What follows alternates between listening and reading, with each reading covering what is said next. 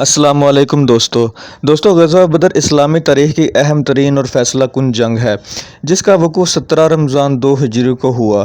یہ جنگ اسلام کے لیے ایک بہت بڑی آزمائش اور فتح تھی جو نہ صرف اسلامی ریاست کے استحکام کا سبب بنی بلکہ مسلمانوں کے ایمان کی مضبوطی، اللہ پر بھروسے اور اتحاد کی بہترین مثال بھی ثابت ہوئی۔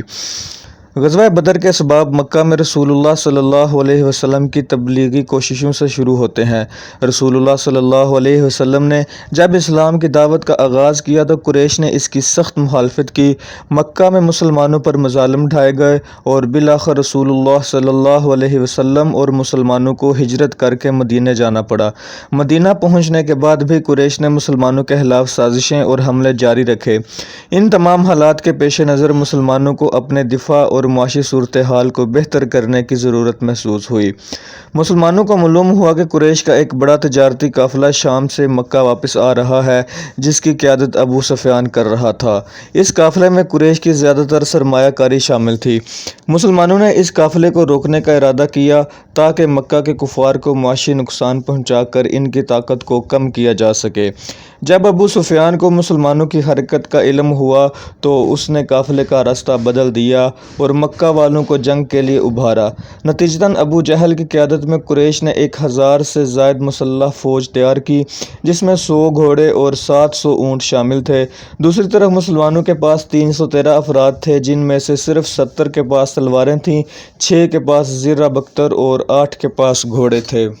جنگ سے ایک رات قبل رسول اللہ صلی اللہ علیہ وسلم نے اللہ کے حضور دیر تک دعائیں کیں اور اللہ سے مدد طلب کی۔ اس دوران اللہ نے مسلمانوں کو تسلی دینے کے لیے بارش برسائی جس نے ان کے حوصلے مزید بلند کیے۔ جنگ کا آغاز انفرادی مقابلوں سے ہوا۔ سب سے پہلے حضرت حمزہ، حضرت علی اور حضرت عبیدہ بن حارث رضی اللہ عنہم کو قریش کے جنگجوؤں کے ساتھ مقابلے کے لیے بھیجا گیا۔ انفرادی مقابلوں میں مسلمانوں کو کامیابی ملی جس نے مسلمانوں کے حوصلے بلند کر دیے۔ انفرادی مقابلوں کے بعد دونوں فوجیں آمنے سامنے آئیں اور ایک دوسرے پر حملہ آور ہو گئیں۔ مسلمانوں نے نہایت شجاعت اور بہادری کے ساتھ جنگ لڑی۔ اللہ تعالیٰ نے مسلمانوں کی مدد کے لیے فرشتے نازل کیے جنہوں نے جنگ میں شامل ہو کر مسلمانوں کی مدد کی۔ ابو جہل جو اسلام کا سب سے بڑا دشمن تھا اس جنگ میں مارا گیا۔ اس کی موت سے قریش کی فوج کا حوصلہ ٹوٹ گیا۔ قرآن مجید سورہ انفال میں اللہ تعالیٰ نے مسلمانوں کو اس مدد کی خوشخبری دی۔ فرشتوں کی مدد نے مسلمانوں کو دشمن پر فوقیت دلائی اور ان کے حوصلے کو دوبالا کر دیا۔ جنگ کے بعد مسلمانوں نے قریش کے 70 افراد کو قیدی بنا لیا۔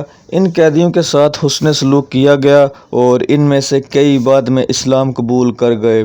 غزوہ بدر میں مسلمانوں کو شاندار کامیابی حاصل ہوئی۔ قریش کے 70 جنگجو مارے گئے اور 70 قیدی بنائے گئے جبکہ مسلمانوں کے صرف 14 افراد شہید ہوئے۔ اس فتح نے اسلامی ریاست کے وقار اور مسلمانوں کے حوصلے کو بلند کیا۔ دوستو مسلمانوں کی اس شاندار فتح کے بعد جو اثرات پیدا ہوئے آئیے وہ ذرا دیکھتے ہیں۔ اس فتح نے مکہ کے قریش اور دیگر عرب قبائل کو باور کرا دیا کہ اللہ کی مدد مسلمانوں کے ساتھ ہے۔ مدینہ کے منافقین اور یہودی قبائل جو مسلمانوں کی ناکامی کے منتظر تھے اس فتح کے بعد بے نقاب ہو گئے۔ اس فتح نے مسلمانوں کی معاشی صورتحال کو بہتر بنایا اور مدینہ کی ریاست کو سیاسی طور پر مستحکم کیا۔ اس جنگ کے بعد مسلمانوں کے اعتماد میں بے پناہ اضافہ ہوا اور وہ اپنی قوت کو مزید مستحکم کرنے لگے۔ غزوہ بدر اسلامی تاریخ کا ایک سنگ میل ہے جس نے مسلمانوں کو یہ درس دیا کہ تعداد اور وسائل کی کمی اللہ کی نصرت کے آگے بے معنی ہے۔ اس جنگ نے ثابت کر دیا کہ اللہ پر کامل یقین اور بھروسہ تو بڑی سے بڑی طاقت بھی شکست کھا سکتی ہے۔ دوستو ویڈیو کو لائک کر دیں، چینل کو سبسکرائب کر دیں اور بیل آئیکن کے بٹن کو دبا دیں۔ کمنٹ سیکشن میں اپنی قیمتی رائے کا اظہار ضرور کریں۔ اگلی ویڈیو تک کے لیے اللہ حافظ۔